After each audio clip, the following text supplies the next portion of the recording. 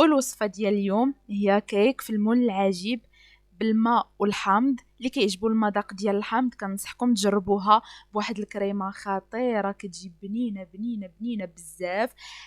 الا جربتوها هي غادي شاكره راسها بلا ما نزيد نشكرها انا. والمقادير ديالها متوفرين في كل بيت، وبثلاثه المكونات فقط، بدون بيض، بدون نشا، بدون كريمه.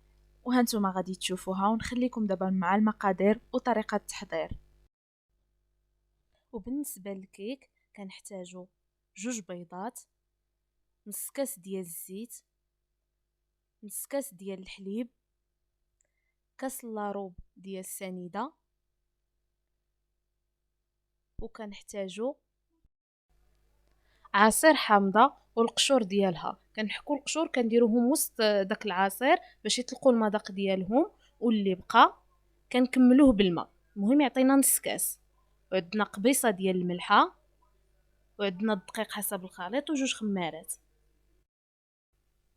خلاط كهربائي كنديرو 2 بيضات، كاس لاروب ديال السنيده، نص كاس ديال الحليب، نص كاس ديال الزيت، نص كاس ديال عصير الحامض والماء والقشور. كنطحنوه مزيان، تنديروهم في واحد الاناء.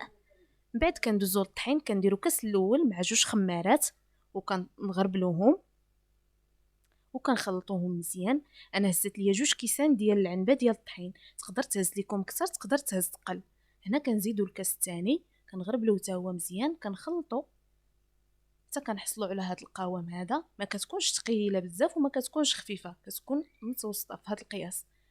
تقدر نتوما تهز لكم كثر على حسب حجم البيض ونوعيه الدقيق. في هذا الاثناء كندهنوا المول ديالنا بالزبده وكنرشوه بالدقيق، وكنخويو الخليط ديالنا. كنهزو ديما يدينا الفوق باش يجي الكيك مهوي من الداخل. صافي كندخلوه للفرن يكون بارد على عافيه مهيله، كنشعل عليه غير من التحت. المده ديال الطياب ديالو 45 دقيقه. المهم ما نحلوش الفران حتى دوز 30 دقيقه الاولى، عاد يمكن لينا نحلو عليه. هذا هو الشكل ديال الكيك ديالنا من بعد ما طاب. دابا غادي ندوزو باش نوجدو معكم الكريمه.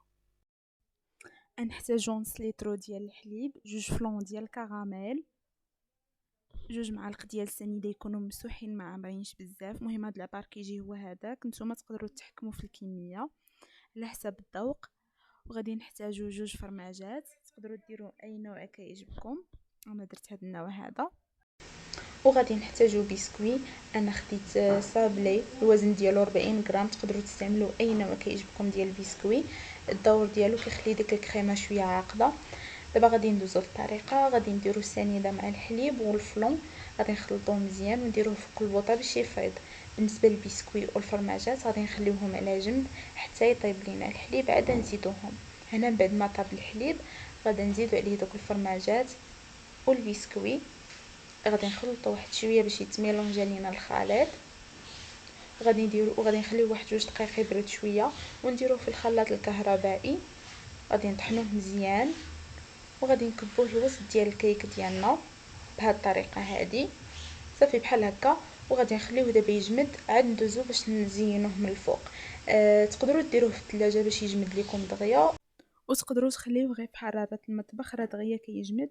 المهم انا دابا غادي نخليه يجمد وغادي نرجع معكم باش نوريكم طريقه التزيين اللي كتبقى اختياريه. وهذا هو الشكل ديال الكيك ديالنا من بعد ما جمدات ديك الكريمه. دابا غادي ندوز معكم طريقه التزيين. بالنسبه ليا خديت شوكولات مربعات، ذوبته مع شويه ديال الماء، وغادا نزيد عليه واحد دانيت ديال الشوكولات.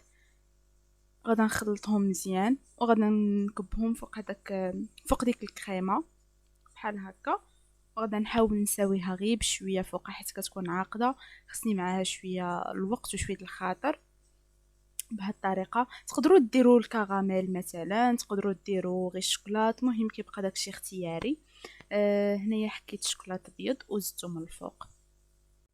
تقدروا ديروا اللوز افيلي، تقدروا ديروا كاوكاو، المهم داكشي على حسب الرغبه.